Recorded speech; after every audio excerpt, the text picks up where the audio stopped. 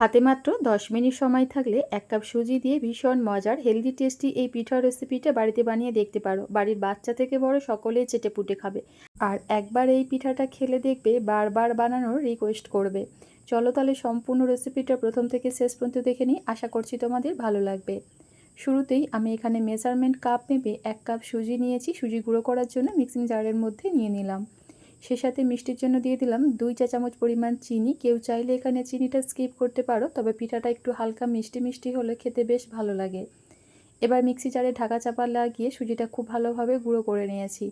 এই তো দেখতেই পাচ্ছ সুজিটা কিন্তু একদম মিহি পাউডারভাবে গুঁড়ো করে নিয়েছি, মানে যতটা সম্ভব সুজি খুব ভালোভাবে গুঁড়ো করে নিতে হবে। এইভাবে সুজিটা গুঁড়ো করে নিলে পিঠাটা খেতে অনেক বেশি ভালো লাগে। পিঠার মধ্যে সুজি দানা দানা ভাবটা একদমই থাকে না। এবার এখানে দিয়ে দিব ওই মেজারমেন্ট কাপ মেপে 1/2 কাপ পরিমাণ ফ্রেশ টক দই। আবারও খুব ভালোভাবে সুজিটাকে একটু ব্লেন্ড করে নিচ্ছি। আর এই দইটা যদি ফ্রিজে থাকে অবশ্যই আধা ঘন্টা আগে ফ্রিজ থেকে নামিয়ে রাখবে, তারপর এই পর্যায়ে ইউজ করবে। আর দেখো এই ব্যাটারটা কিন্তু একদমই স্মুথ আর মসৃণ, সুজির কোনো রকম দানা বা দলাভাব একদম নেই। ঠিক এইভাবে সুজিটা আমাদের ব্লেন্ড করে নিতে হবে, এতে করে ব্যাটারটা তৈরি করার সঙ্গে সঙ্গে পিঠাগুলো বানিয়ে নিতে পারবে, রেস্টে রাখার কোনো প্রয়োজন পড়বে না। আর পিঠাটাও অনেক সুন্দর তৈরি হবে। তো সম্পূর্ণ সুজির পেস্টটাই একটা মিক্সিং বোলের মধ্যে নিয়ে নিলাম। আর এখন ব্যাটারটা অনেকটাই ঘন। এবার এখানে অল্প অল্প করে পানি অ্যাড করে একটা ব্যাটার তৈরি করে নেব। তো হ্যান্ড ডিশের সাহায্যে ব্যাটারটাকে খুব ভালোভাবে ফেটিয়ে নিতে হবে, একদম স্মুথ আর মসৃণ করে, মানে ব্যাটারের মধ্যে কোনো রকম দলাভাব না থাকে, একদম স্মুথ আর মসৃণ করে পিঠার এই ব্যাটারটা আমাদের তৈরি করতে হবে। আর এই পিঠার ব্যাটারটা খুব বেশি ঘন হবে না, একটু পাতলা করেই তৈরি করতে হবে, তবে আবার একদম পাতলা পানির মতোও না। পিঠার এই ব্যাটারটা তৈরি করার জন্য প্রথমে আমি 1/2 কাপ, তারপরে আরও 1/4 কাপের মতো পানি ব্যবহার করেছি। খুব ভালোভাবে দেখো ব্যাটারটাকে ফেটিয়ে নিলাম। সবশেষে পিঠার এই ব্যাটারের মধ্যে দিয়ে দিব স্বাদ মতো নুন, আর পিঠার টেস্ট আরও কিছুটা বাড়ানোর জন্য দিয়ে দিচ্ছি বেশ কিছুটা পরিমাণ ফ্রেশ নারকেল কোড়া। হাতের কাছে থাকলে অবশ্যই ব্যবহার করবে, এতে করে পিঠাটা খেতে অনেক বেশি মজার হয়। আবারও সমস্ত কিছু উপকরণ হ্যান্ড উইশের সাহায্যে ভালোভাবে নেড়েচেড়ে মিশিয়ে নিলাম। সবশেষে পিঠার এই ব্যাটারের মধ্যে দিয়ে দিব 1/2 চা চামচ পরিমাণ বেকিং পাউডার।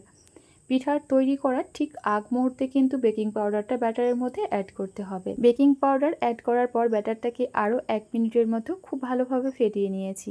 এখন কিন্তু পিঠা তৈরি করার জন্য ব্যাটারটা একদম রেডি। আর দেখো পিঠার এই ব্যাটারের ঘনত্বটা হবে ঠিক এই লেভেলের, না খুব বেশি ঘন না অনেক বেশি পাতলা। ঠিক এইভাবে ব্যাটারটা আমাদের তৈরি করতে হবে। পিঠা তৈরি করার জন্য এদিকে চুলায় একটা তাওয়া বসিয়ে খুব ভালোভাবে গরম করে নিয়েছি।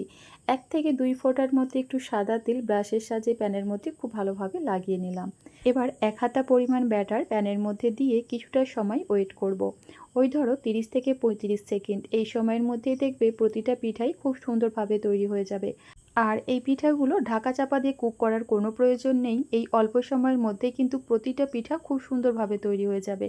এই তো দেখতেই পাচ্ছ পিঠাটা কতটা পারফেক্ট, অসংখ্য ছিদ্রযুক্ত আর জালিদার তৈরি হয়েছে।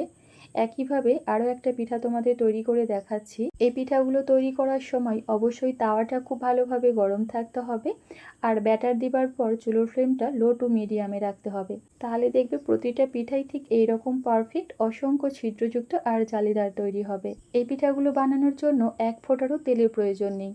খুবই হেলদি একটা পিঠা, খেতেও কিন্তু ভীষণ মজার। একবার খেলে দেখবে বারবার বানাতে ইচ্ছা করবে। তাছাড়া দেখতেই তো পেলে এই পিঠাগুলো বানানো আসলে কতটা বেশি সহজ।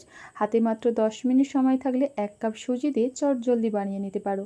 দেখবে বাড়ির বাচ্চা থেকে বড় সকলেই ভীষণ পছন্দ করে খাবে। একইভাবে সমস্ত পিঠাগুলোই তৈরি করে একটা প্লেটের মধ্যে সাজিয়ে নিয়েছি। এই পিঠাগুলো তোমরা সকাল বিকালের নাস্তায় ঝটপট বানিয়ে যে কোনো কিছুর সঙ্গেই পরিবেশন করতে পারো। যে কোনো ভর্তা বলো, ভাজা বলো, মাংসের ঝোল অথবা চা দিয়েও খেতে কিন্তু দারুণ লাগে।